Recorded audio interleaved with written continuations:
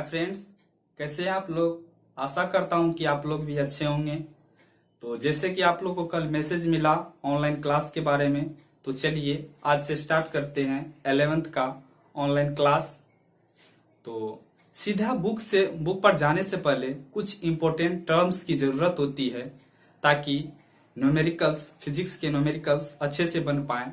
बिना आप important terms, जो टर्म्स इसमें आएंगे भी, बिना आप जाने फिजिक्स के न्यूमेरिकल को सॉल्व अच्छे से नहीं कर पाएंगे। तो इसके लिए आपको इंपॉर्टेंट टर्म्स को समझना है, उसके बाद कर पाएंगे। तो चलिए समझते हैं। तो जैसा कि आप लोग बोर्ड पे देख रहे हैं, चेंज। ये चेंज क्या है, हमको समझना है कि चेंज क्या है। चेंज किसी भी फिजिकल क्वांटिटी का फाइनल पॉइंट और देख रहे हैं फाइनल और इनिशियल का डिफरेंस होता है।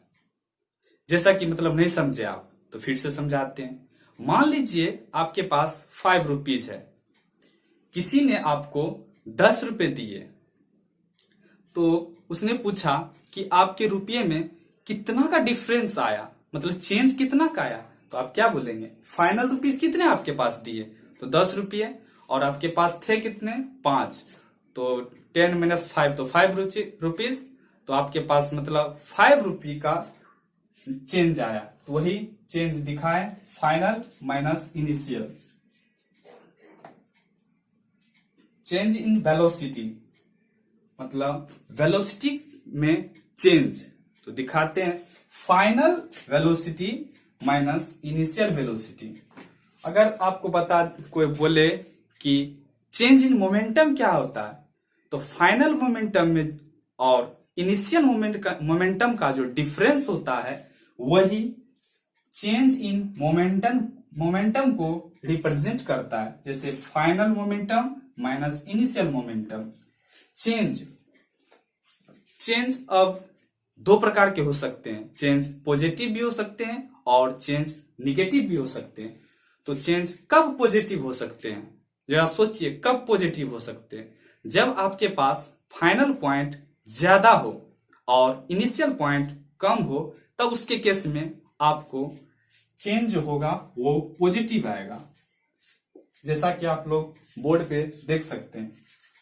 चेंज निगेटिव भी आ सकता है। निगेटिव कब आएगा, जब आपका फाइनल प्रोडक्ट कम हो और इनिशियल ज्यादा हो, तब उस केस में आप लोग देखेंगे कि चेंज निगेटिव आएगा। जैसा कि आप लोग यहाँ देख रहे हैं, फाइनल कम है और इनिशियल ज्यादा है, तो चेंज निगेटिव आया।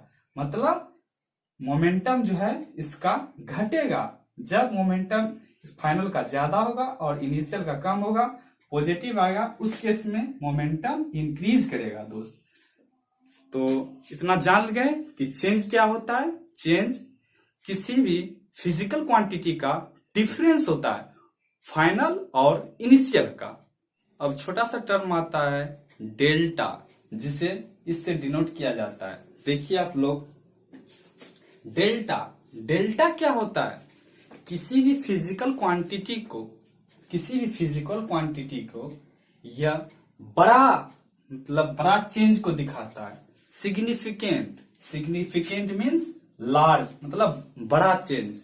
लार्ज चेंज को दिखाने के लिए, फिजिकल क्वांटिटी के लार्ज चेंज को दिखाने के लिए फिजिक्स में डेल्टा का यूज किया जाता है, जिसे डिनोट किया जाता है इससे।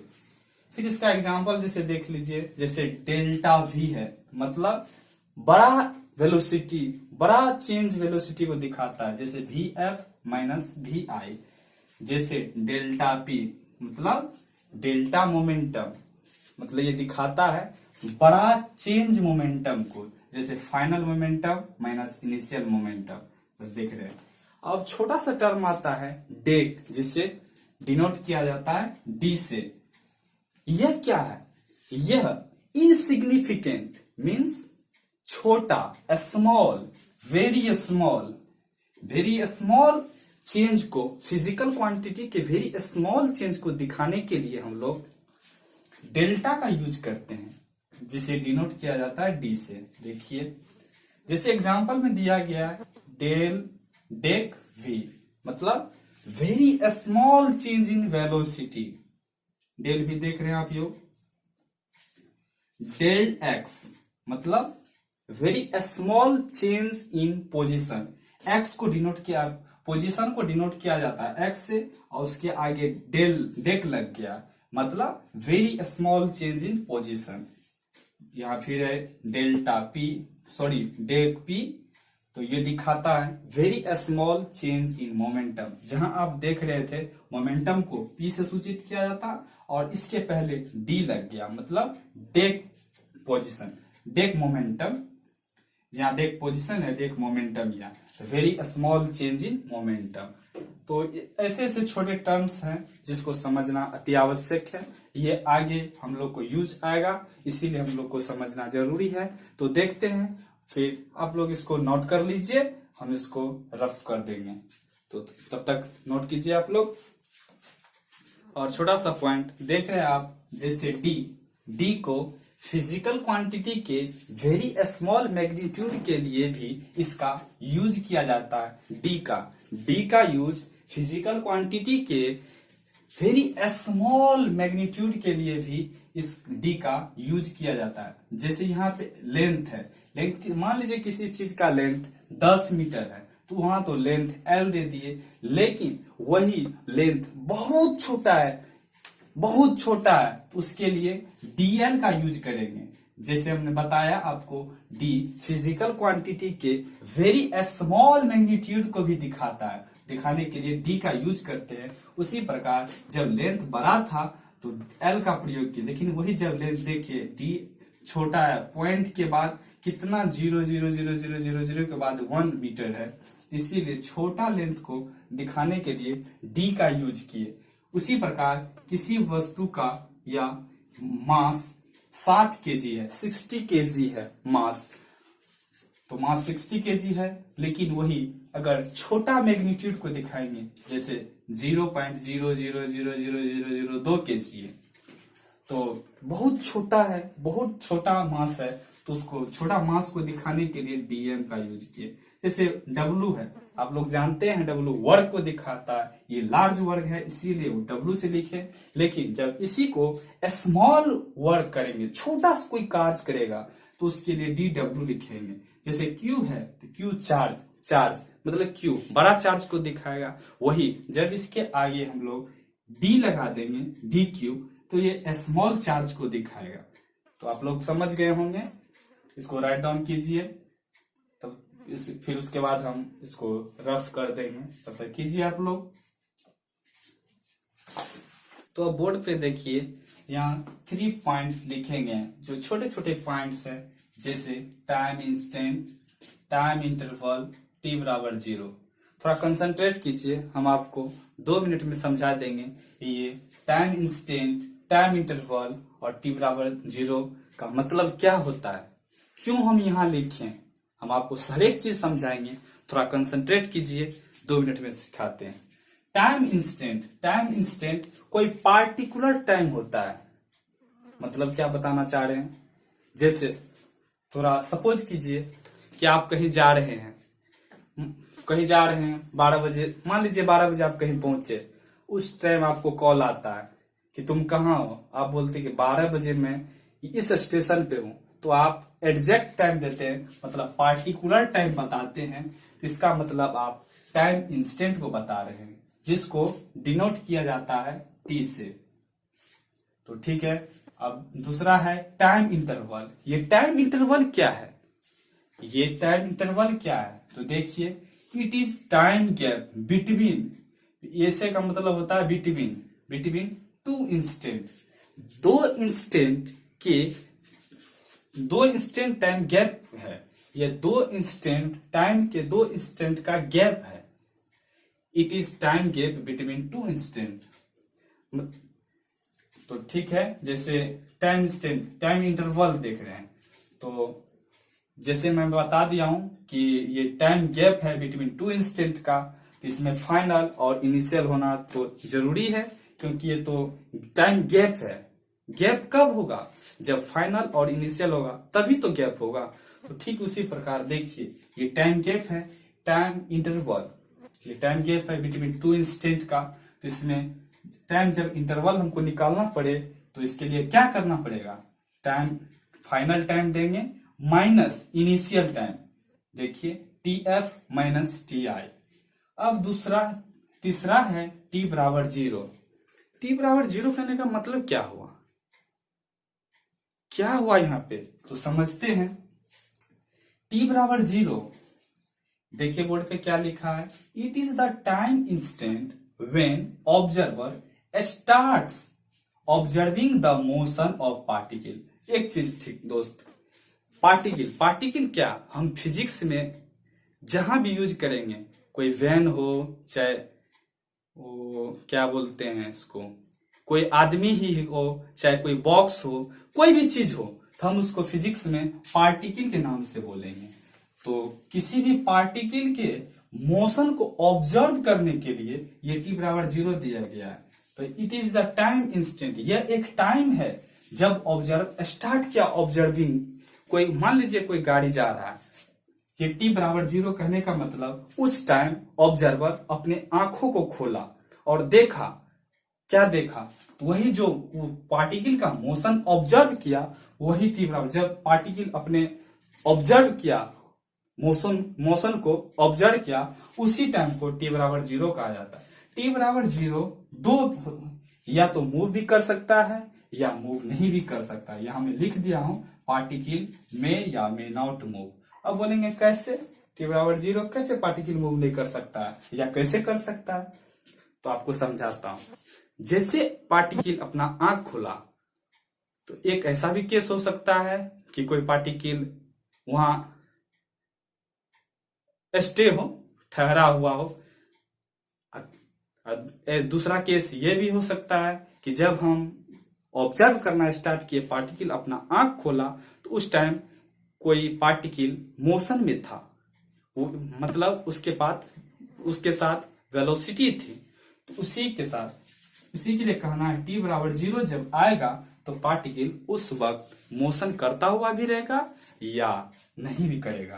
तो पार्टिकल में या मे नॉट मूव, इसको मैं यहां लिख दिया हूं, तो आप लोग यहां लिख लीजिए, वीडियो को पॉज कीजिए और लिखिए। तो ठीक है, इसको उतारिए, तब तक लिखिए, मैं आगे बताते हो, ठीक है। अब जैसा कि बोर्ड पे आप देख रहे हैं, टाइम इंस्टेंट निगेटिव क्वांटिटी भी हो सकता है। तो आप लोग बोलेंगे टाइम इंस्टेंट निगेटिव क्वांटिटी, ये कैसे, तो आइए समझाते हैं टाइम इंस्टेंट कैसे निगेटिव हो सकता है। जैसे कि यहाँ पर बोर्ड पे लिखा गया, time instant can be negative quantity, these are the instant before observer starts observing the motion. किस केस में टाइम इंस्टेंट निगेटिव क्वांटिटी हो सकता है, तो देखिए जब ऑब्जर्वर ऑब्जर्विंग करना स्टार्ट किया तो हो सकता है उससे भी तो पहले पार्टिकल मूव कर रहा था, लेकिन जब ऑब्जर्वर पार्टिकल के मोशन को ऑब्जर्व करना स्टार्ट किया उससे पहले भी पार्टिकल मूव कर रहा था, मतलब उससे पहले था तो निगेटिव हो गया। अब यहां है टाइम इंटरवल, जैसे कि बताएं टाइम इंस्टेंट निगेटिव क्वांटिटी हो सकता है, लेकिन टाइम इंटरवल कभी भी निगेटिव क्वांटिटी नहीं हो सकता है, क्योंकि टाइम इंटरवल दो क्वांटिटी के गैप होता है, इसीलिए कभी निगेटिव क्वांटिटी हो ही नहीं सकता है। होगा तो टाइम इंस्टेंट निगेटिव क्वांटिटी होगा। अब आता है छोटा से पॉइंट है फ्रेम ऑफ रेफरेंस। ये फ्रेम ऑफ रेफरेंस क्या होता है, तो देखिए, to study relative physical process like motion we need frame of reference. मतलब क्या, तो आइए समझते हैं। बोल रहा है फिजिक्स में फिजिकल क्वांटिटी को स्टडी करने के लिए हमें फ्रेम ऑफ रेफरेंस की जरूरत होती है। फिर से बता दूं, फिजिकल क्वांटिटी को स्टडी करने के लिए हमें फ्रेम ऑफ रेफरेंस की जरूरत होती है, इसके 4 कंपोनेंट है जो हम आगे लिखेंगे। तब तक आप लोग इसको राइट डाउन कर लीजिए और हम इसके बाद इसको रफ कर देते हैं और इसका ऊपर में लिख देते हैं। इसका 4 कंपोनेंट होता है तो हम लिखते हैं ऊपर में। तो चलिए आप लोग इसको राइट डाउन कर लीजिए। जैसा कि आप देख रहे हैं हम यहाँ लिख दिए हैं इसके 4 कंपोनेंट होते हैं। It has 4 components. जैसे फर्स्ट नंबर में एक्सिस। फ्रेम ऑफ रेफरेंस में एक्सिस का क्या काम होगा तो आइए समझते हैं। जब पार्टिकल चलेगा तो कोई एक्सिस के अबाउट चलेगा, या तो वो एक्स एक्सिस के अबाउट जाएगा या वाई या जेड। आप लोग जानते हैं 3 एक्सिस होता है। तो इसके कंपोनेंट में आ गए एक्सिस। फ्रेम ऑफ रेफरेंस के कंपोनेंट नंबर 1 हो गए एक्सिस। दूसरा है ओरिजिन। ओरिजिन क्या होता है? ओरिजिन, मान लीजिए कि यहां हम स्टे हैं तो यहां मेरा ओरिजिन है 0 0, लेकिन जैसे ही हम एक्स के अलोंग थोड़ा कुछ गए तो मेरा हो गया, मान लीजिए कुछ एक्स है तो ये बदल के मेरा एक्स 0 हो गया, वाई में 0 और एक्स गए। तो उसी प्रकार से ओरिजिन चेंज होते रहता है, कभी एक्स में चेंज होता है, कभी वाई में, कभी जेड में। उसी को ओरिजिन या कोऑर्डिनेट कहा जाता है। दूसरा है ऑब्जर्वर। फ्रेम ऑफ रेफरेंस मतलब फिजिकल क्वांटिटी को स्टडी करने के लिए ऑब्जर्वर की आवश्यकता होती है, क्योंकि कोई भी पार्टिकल चल रहा हो, मूव कर रहा हो तो उसको ऑब्जर्व करने के लिए ऑब्जर्वर की आवश्यकता होती है। इसीलिए इसका तीसरा कंपोनेंट होता है ऑब्जर्वर। फिर फोर्थ है स्टॉप वॉच।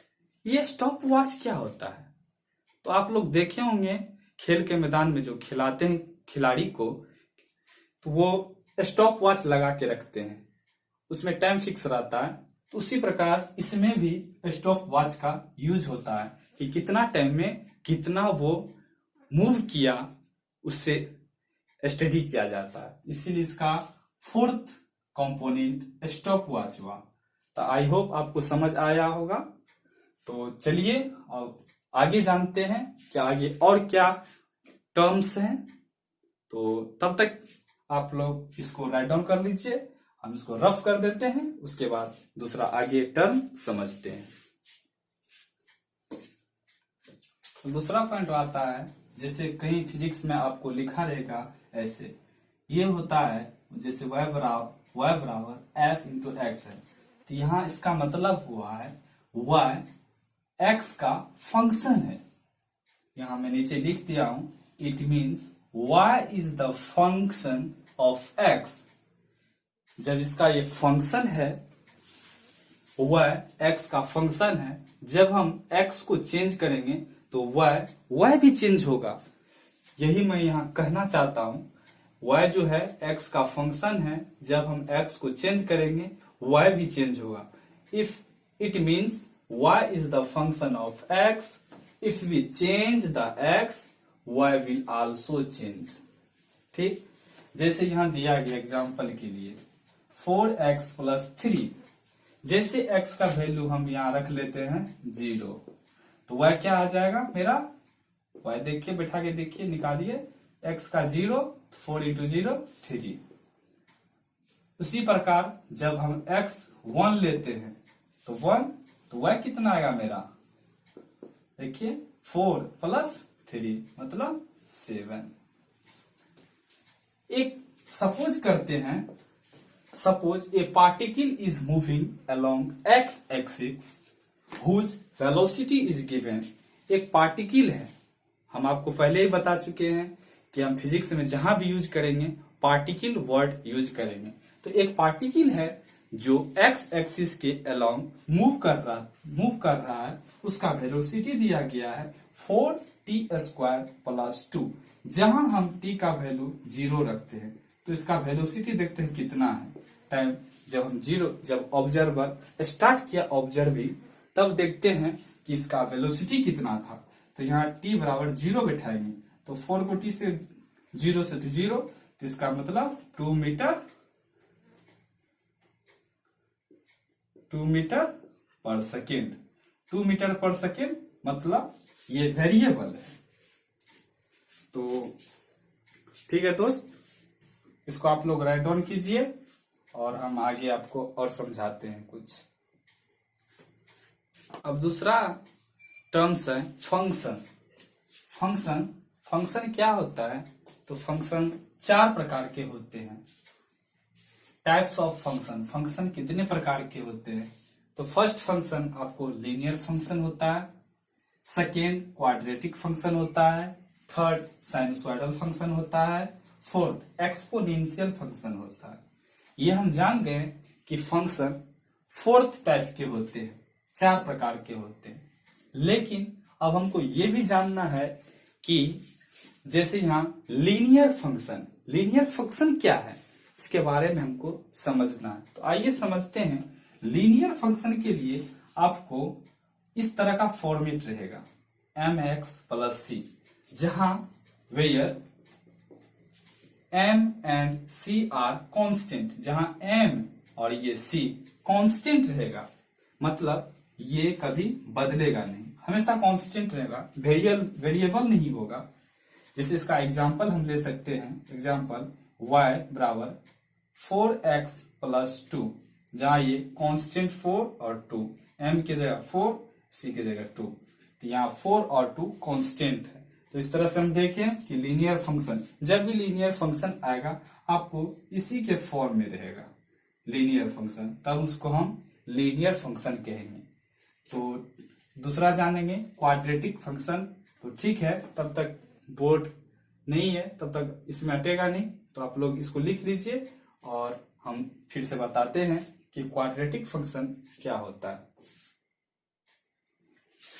दूसरा है क्वाड्रेटिक फंक्शन जब भी आएगा तो क्वाड्रेटिक फंक्शन का इक्वेशन इस प्रकार आएगा, y बराबर ax square plus bx plus c, जहां a b c ये सभी कांस्टेंट होंगे और ये x स्क्वायर जो है प्लस x यहाँ जो है ये वेरिएबल होगा। तो इसका एग्जांपल देख लीजिए, 4x square plus 2x plus 3, जहां a की जगह 4 है, b की जगह 2 है, c की जगह 3 है, मतलब 4 2 3, ये कांस्टेंट है। और तीसरा आता है साइनसॉइडल फंक्शन क्या होता है? ये जब आएगा तो साइनसॉइडल फंक्शन, उसका इक्वेशन इस प्रकार होगा, y बराबर a साइन इंटू bx, जहां a ये कांस्टेंट होंगे और ये b कांस्टेंट होंगे। तो इसका एग्जांपल देखिए, 4 साइन इंटू, हम मान लिए इसका b का एंगल 15 डिग्री इंटू x है, तो जहां x का वैल्यू मान लिए 0, तो वह का आया 4 साइन साइन 15 इंटू एक्स, 0 तो 0 हुआ, तो साइन 0 होता है 0 डिग्री, इसीलिए y बराबर 0।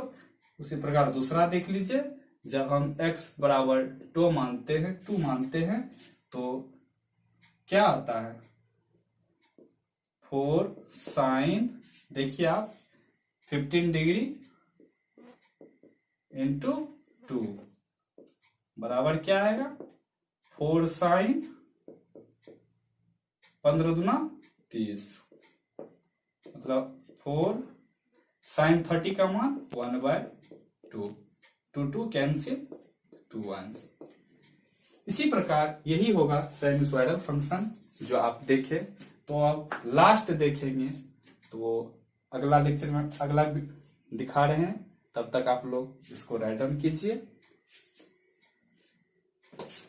अब फोर्थ देखिए एक्सपोनेंशियल फंक्शन, जहां एक्सपोनेंशियल फंक्शन आएगा उसका इक्वेशन ये होता है, एक्सपोनेंशियल फंक्शन का एक्सपोनेंशियल, जैसे y बराबर ae पर पावर bx, जहां वेयर a और b, ये और a और ये b दोनों है कांस्टेंट।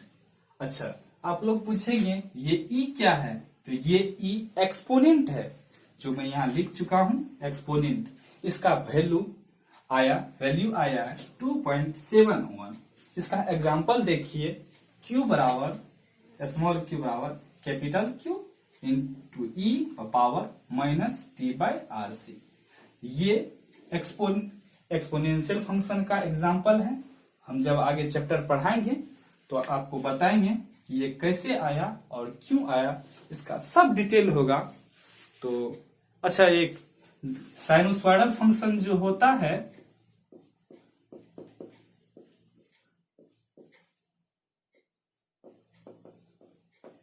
जो हमने अभी पिछले बताए हैं, तो वो साइन के फॉर्म में होता है।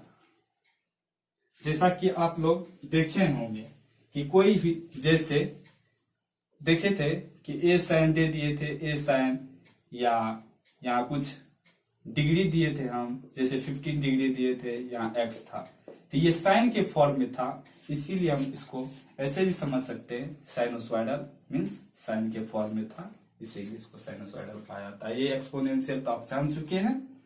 तो आज का मेरा लेक्चर यहीं खत्म होता है। मिलते हैं हम अगले लेक्चर में, तब तक के लिए बाय बाय।